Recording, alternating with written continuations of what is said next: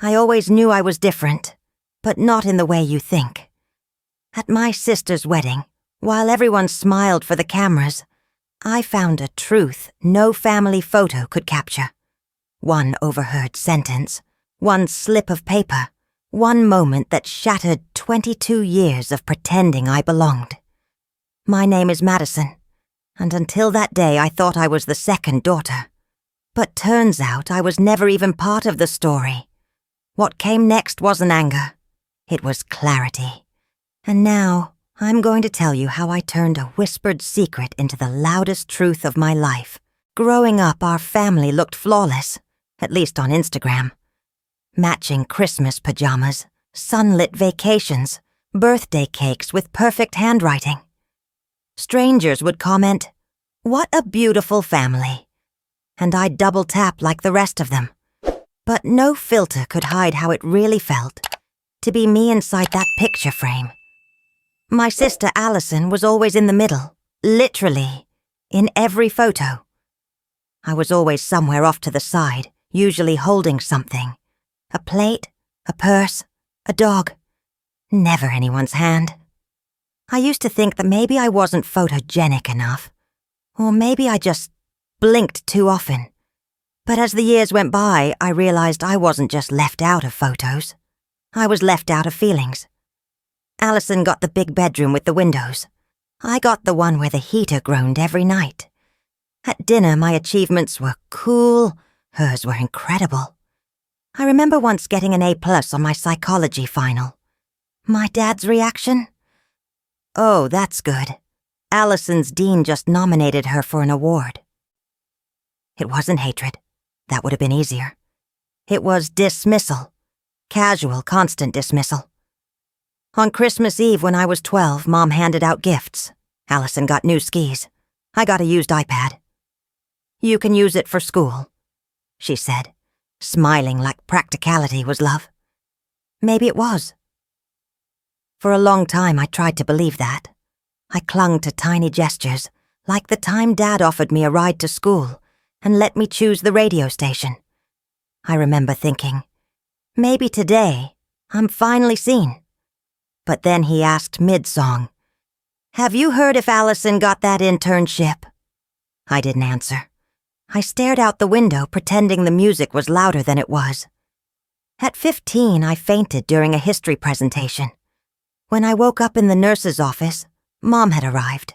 She looked relieved, not because I was okay, but because Allison was waiting in the lobby, and they were late for a fitting. "You scared us," she said, brushing my hair back. Then, turning to the nurse, she asked, "Is her sister okay?" That was the first time I realized my existence was secondary. I started keeping a journal, not the pretty kind with stickers and quotes. Mine was raw, filled with questions I was too scared to ask out loud. Do they love me less? What did I do wrong? Am I invisible? Or just replaceable? One summer, during a half-hearted attempt to clean out my closet, I found an old binder full of school forms. Tucked in the back was a folded page, my birth certificate. It wasn't the clean, embossed version like Allison's. It looked photocopied, faded. My eyes ran over the words, and one thing hit me like a punch to the throat. The hospital name. It wasn't local. In fact, it wasn't even in the same state. I pulled out my phone, Googled the address. It was a women's clinic, 700 miles away. I stared at the screen like it would offer some context, some reasonable explanation, but nothing made sense. Not the different hospital, not the faded certificate, not the name of a town I had never heard in my life. I didn't ask anyone about it. Not yet. Instead, I opened my journal and scribbled one sentence. If I was born there, then why have I always lived here? That night, I watched old home videos. In my baby clips, I was always bundled, quiet, off to the side. In Allison's, there was music, laughter, dancing. She had a cake for every birthday. I had a few cupcakes. My third birthday video ended when the camera shifted to her opening a present I didn't remember giving. I paused the tape and sat in silence. There wasn't a single photo of my mother pregnant with me. None in the albums. None in frames. Just one image, taken in a hospital room. Mom holding me. But her smile was tight, rehearsed, like someone playing a part. That night, I dreamt I was standing at the edge of our family portrait, arms reaching, but no one turned. The next morning, I walked into the kitchen. Allison was talking to Mom about wedding florals. I poured coffee. No one looked up. And for the first time, I wasn't surprised. Allison's wedding was the kind that would make Pinterest collapse under pressure. White roses flown in from Italy, crystal chandeliers shipped from New York, a champagne fountain tall enough to drown in. I didn't expect to be part of it, not really. But then, 2 weeks before the big day, Mom called and asked if I could be a bridesmaid. "It'll look weird if there's an empty spot next to Emily," she said. Not because they wanted me there, because I completed the symmetry. I said yes, because saying no would have made me the problem. The rehearsal dinner was at a private vineyard. Everyone clinked glasses and toasted to Allison's fairy tale. I watched her glow, basking in a spotlight she didn't have to fight for. I tried not to resent it. I even convinced myself I was happy for her. But that night, while ironing my dress in a crowded suite, I heard something that shattered the illusion. Mom was in the next room talking to my aunt. She didn't know I was there. "Just pray she doesn't say anything today," she whispered. "Let's not make this about Madison, just for once." I froze, hand still holding the iron. They weren't afraid of me ruining anything. They were afraid of me existing. Later, in the quiet before the ceremony, I sat alone in the dressing room and pressed record on my phone. I didn't know what I was documenting. Grief, clarity, self-defense. I just needed proof that this moment was real, that I wasn't imagining the isolation. The ceremony began. Allison floated down the aisle like royalty. I walked behind her, clutching a bouquet that wasn't mine, in shoes a size too small. The crowd sighed, snapped photos, smiled at her. No one looked at me. I could have tripped, and no one would have noticed unless it ruined her walk. At the reception, I hovered near the dessert table, pretending to enjoy the mini cheesecakes. I was halfway through my second when Allison strutted to the center of the dance floor, bouquet in hand. "Time for the toss," she announced, beaming. A group of single women gathered behind her. I stayed near the back, not caring, not expecting, just watching. She turned her head slightly, caught my eye, and grinned. "Let the adopted one catch it," she said under her breath, just loud enough. My heart stopped. I looked around. No one else heard. Or if they did, they pretended not to. My fingers tightened around my wine glass. And yet, I didn't break. I just breathed, deep and slow, and walked away. Outside, the air was cold and wet with night. Music thumped behind the walls, but I needed silence. A moment to think. Or maybe to unravel. I stood alone by the fountain, staring into the water when I saw my parents walking toward me. Mom in heels too high for grass. Dad in a tux he didn't quite fit.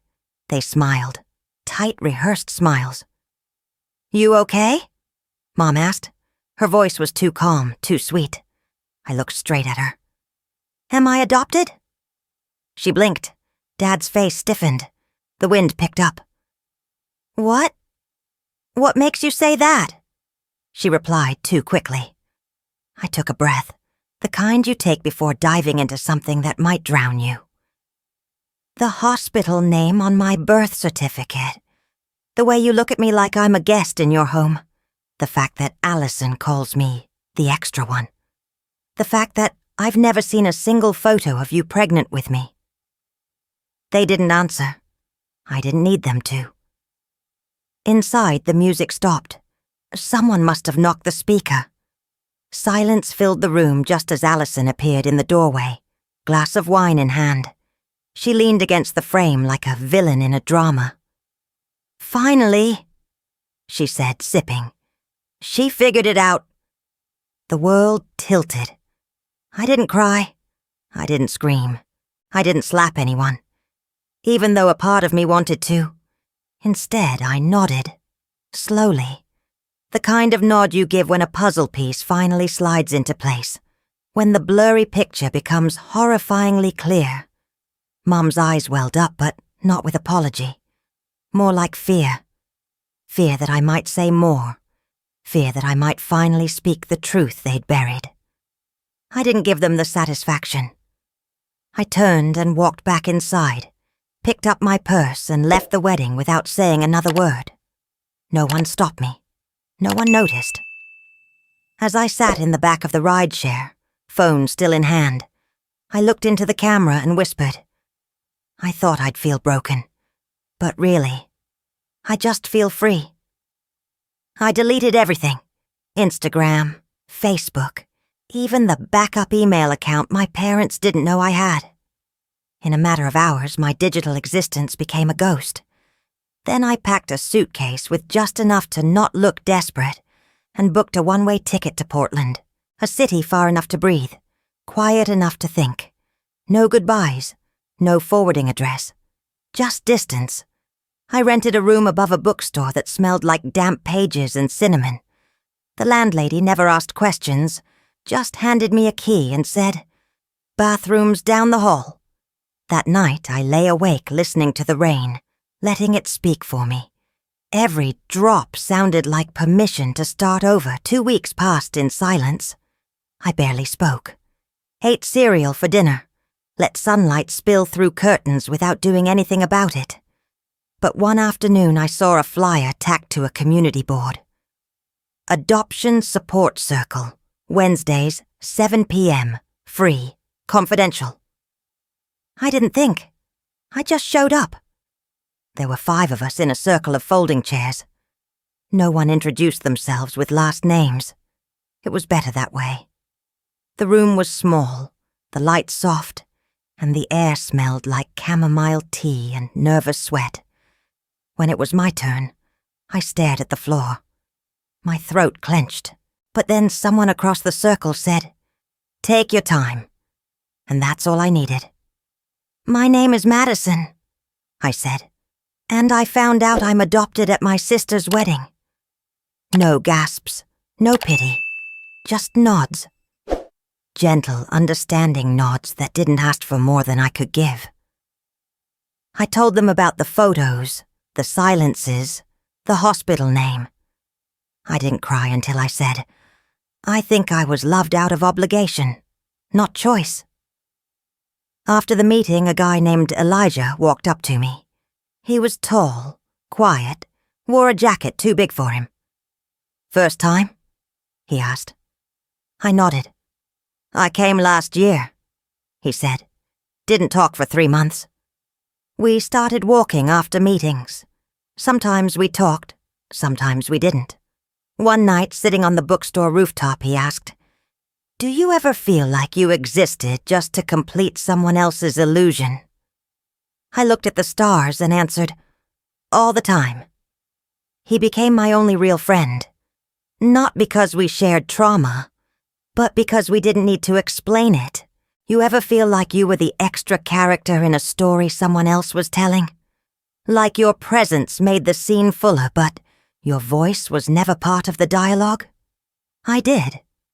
Until Elijah reminded me that silence doesn't mean absence.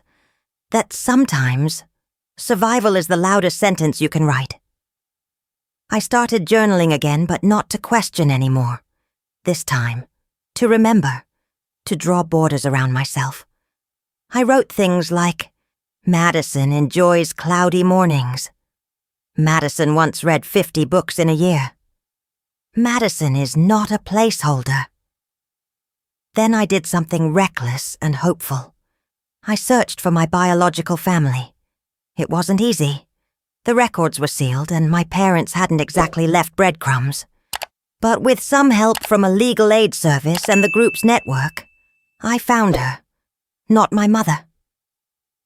She had died 5 years ago in a car crash. But her mother, my grandmother, was alive, living in a town I'd never heard of, 3 hours outside of Boise. I didn't call. I wrote a letter. I didn't even know what to say, only that I needed to say it. A week later, I got a reply, handwritten, in careful script. She said she'd known this day might come, that she hoped I'd be safe, that she'd love to meet me if I was ready. I was. Her name was Helen, 82, sharp as glass, eyes like mine. She hugged me like she had a right to, and for the first time in years, I didn't flinch. We drank tea in a kitchen filled with fading sunflowers and photos I wasn't in, but somehow still felt connected to. She told me my birth mother, Anna, had me when she was 19. The man she was with was cruel, violent. Helen had begged her to leave, so Anna did, left everything behind, including me, hoping I'd be raised somewhere safer. She didn't give you up, Helen said. She gave you forward. Before I left, Helen handed me a box. Inside was a hand-stitched quilt, soft, old, worn in places. In the corner, embroidered in blue thread. You were always meant to be loved. I pressed it to my face and let myself cry. Not from pain, but recognition. That night, back in Portland, I opened her follow-up letter. It ended with a line that cracked me open in the best way. You've always had a place. You just hadn't arrived yet. And suddenly, I wasn't lost. I was claimed. It was an email. Just a line. Allison's baby shower is next Sunday. She wants you there. No warmth. No, we miss you. Just a summons dressed in civility. I stared at it for days, hovering over delete. But something pulled me back. Not curiosity. Not closure.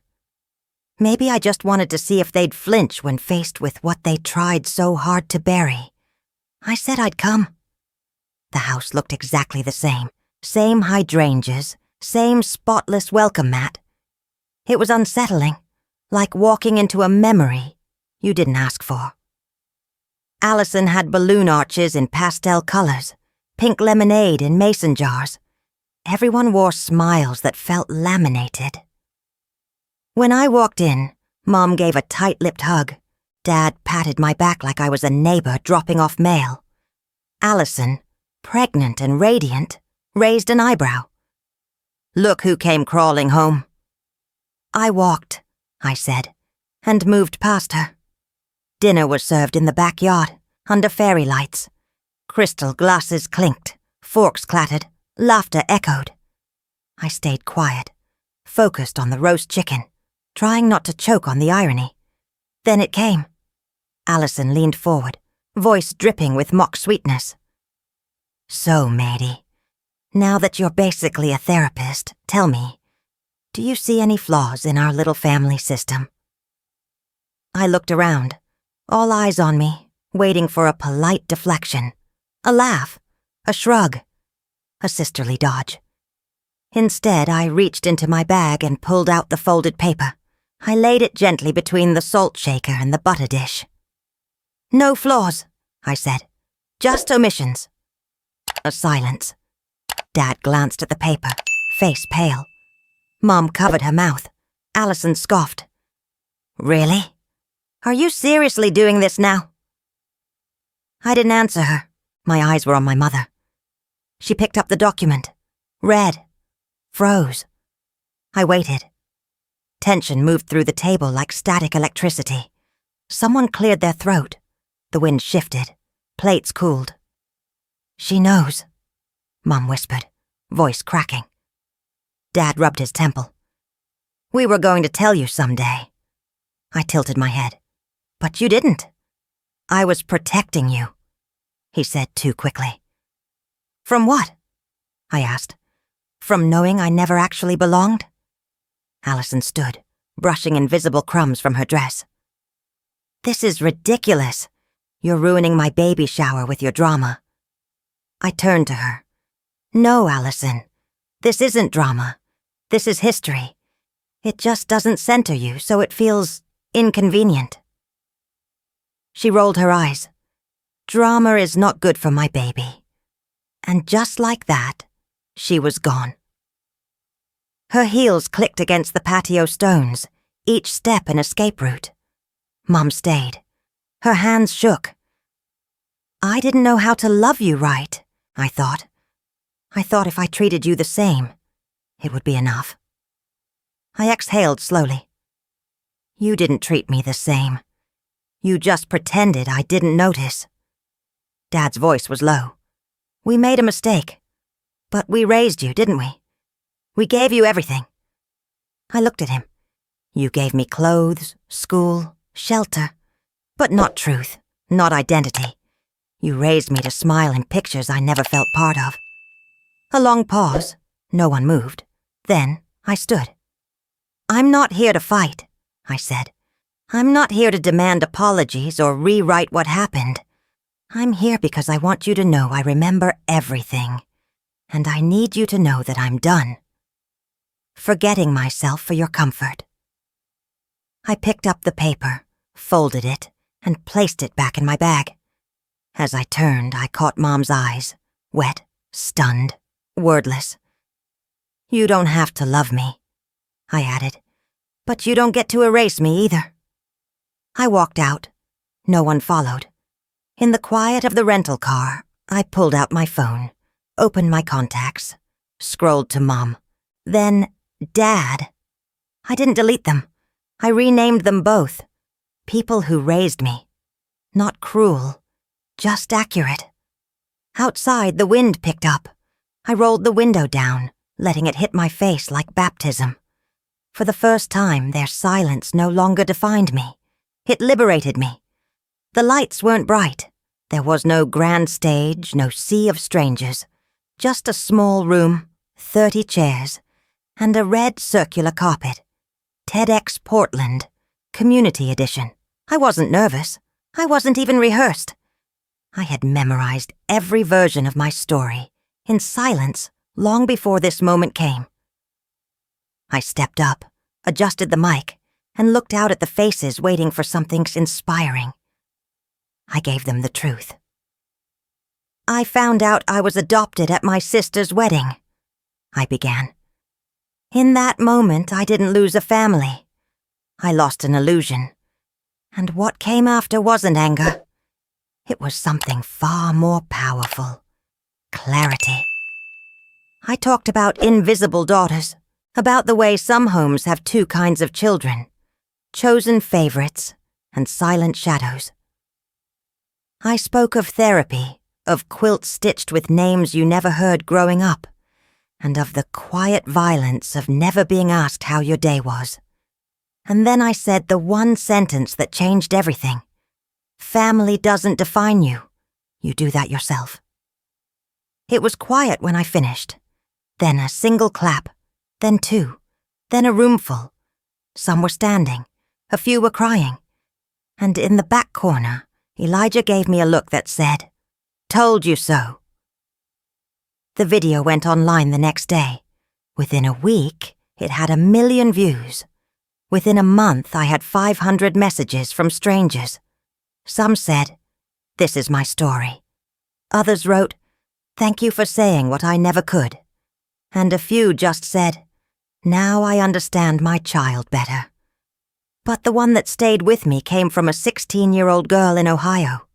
She wrote, "I thought something was wrong with me. Now I think something was just wrong around me."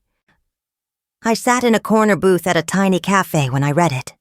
Outside it was raining. Inside I was warm. Not because of the coffee, but because for the first time I didn't feel like I needed to be useful to be valued. I sipped slowly, rereading that message, and smiled. Not because anyone saw me, because I finally saw myself. In the months that followed, I kept speaking, not just at events, but in schools, libraries, support groups. I saw faces shift when I said the words, "You are not defective. You are not invisible. You are enough." And somewhere along the way, a thought bloomed into something bigger. What if there were a space, not just for talking, but for healing, for being? So I built it. I called it Voiceless Yet Heard. A nonprofit for kids like me, adopted, overlooked, made to feel optional. We offered therapy, storytelling workshops, and legal support for those trying to access sealed adoption records. It was small at first, just me in a borrowed office space. But word spread. Volunteers came. Donations trickled in. Hope grew roots. One afternoon, I received a file about a 7-year-old girl named Lila. Her foster record was long. Her trust was short. She had been placed with 3 families in 18 months. No one knew what to do with her. But I did. When I met her, she didn't speak, just stared. Her arms crossed like armor. I didn't try to break through. I just sat beside her. Every week, for months. Eventually, she asked if I had ever been the kid nobody picked. I nodded. A year later, I signed the papers. Lila came home. It wasn't perfect. She had nightmares. I had doubts. But every morning I packed her lunch, kissed her forehead, and told her, "You're allowed to be mad. Just don't ever think you're unlovable." We created traditions. Pizza on Fridays, silent Saturdays. A jar of questions she could ask any time. No judgment. Slowly she bloomed. One night, as I tucked her in, she looked up and whispered, "Can I call you Mommy?" The question caught in my throat. I knelt beside her bed, touched her tiny hand and said, "Only if you feel it." She nodded, then turned over, pulling the quilt up to her chin. It wasn't the one from Helen, but one we stitched together. Fabric from old shirts, mismatched buttons, and thread that sometimes tangled. It was imperfect. It was ours. The message came on a Tuesday, mid-morning, while I was slicing apples for Lila's lunchbox. My phone buzzed on the counter, a name I hadn't seen in months. Allison. No greeting, no emojis, just 6 words. "You're officially Auntie Mads to Lily." I stared at the screen, unsure whether to smile or sigh. I didn't reply. Instead, that afternoon, I walked into the little bookshop on 5th and Pine. The clerk asked if I needed help. I shook my head. I already knew what I came for. I found a hardcover children's book with hand-drawn animals on the cover and a title in soft, bold letters, "Be proud of who you are." I wrapped it in brown paper, tied it with green twine, and wrote no note, no signature. Just sent it to Allison's address with "To Lily" in cursive on the front. There was no need for words. That evening, as Lila colored at the kitchen table, I watched her from the doorway. Her brows furrowed, tongue poking out slightly as she focused. Her world was safe, her space sacred. And in that stillness, I found a quiet peace I never thought I'd earn. I wasn't angry anymore, not even toward Allison, not toward my parents, not even toward the girl I used to be, the one who begged to be seen. I didn't hate them. I didn't need to. They had shaped the wound, yes, but also the strength, the compassion, the clarity. Some people build themselves from the love they receive, others from the love they're forced to imagine. I had become the second kind, and I was proud of that. Weeks later, I sat across from a journalist for a feature about Voiceless Yet Heard and my new memoir. She asked about the organization, the kids we supported, the letters we received. Then she leaned in, recorder between us, and asked, "If you could go back to before the wedding, before the discovery, would you want to know the truth earlier?" It was the kind of question that cracked you open if you weren't careful. I paused, folded my hands, and said, "No." She blinked, caught off guard. I continued, because if I'd known too soon, I might have spent years begging to be accepted by the wrong people. The delay hurt, yes, but it gave me something else. I had to build my own worth from scratch, and I learned that no one owes you love. You owe it to yourself first. The interview ended. She thanked me. I signed a copy of the book and handed it over, unsure what she'd write, what people would read between the lines. A week after the article went live, I received a letter in the mail, handwritten, the envelope clean, scented. My name spelled correctly. It was from Madison. Inside was a note, no preamble, no sarcasm, no performance. Just this. I read your book. Twice. I saw things I didn't want to see. Things I did. Things I let happen. I'm sorry. For everything. And I'm proud of you. No return address. No phone number. Just her words. I sat with that letter in my lap for a long time. Then I folded it neatly, slid it into the back of my journal, and went to find Leela. She was in the garden, planting something messy and mismatched, dirt on her cheeks, pride in her smile. "Want to help?" she asked, holding up a tiny shovel. I knelt beside her. We planted crooked rows.